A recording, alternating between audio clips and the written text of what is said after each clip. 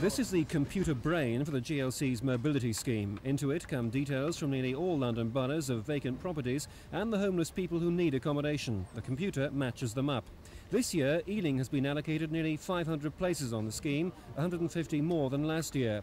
For a borough with London's third largest homeless problem, it's an opportunity they've been quick to jump at. Ealing don't disguise the fact that they're using the mobility scheme to move more homeless people out of the borough. At the moment, any homeless family that doesn't want to go onto that scheme is eventually rehoused in this borough. But under a new plan being considered by the council, they'd have to meet one of a series of strict criteria to stay in a borough. Those include being 60 or over, having a child at a special school, or having a full-time or part-time job in Ealing. If they don't fit any of those criteria, they go onto the mobility scheme and out of Ealing's responsibility. It's a policy which is clearly designed to dump homeless families out of this borough. It's going to really mess up a lot of people's lives. I mean, since they've decided to drop residence criteria, somebody who's lived in this borough for 30 years could suddenly find themselves being forced to move over to Tower Hamlets, Southwark or Lambeth. Now, is that reasonable for anybody to expect a family to have to do that?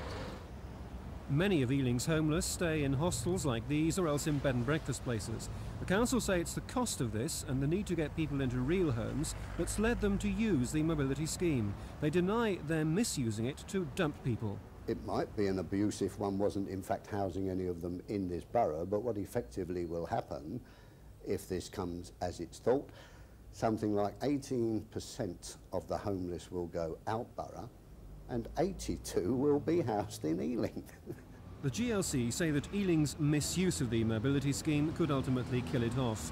Ealing disagree and point out that under the scheme they're currently housing more than 80 homeless families from other boroughs. John Andrew in Ealing for Thames News. Maybe too late.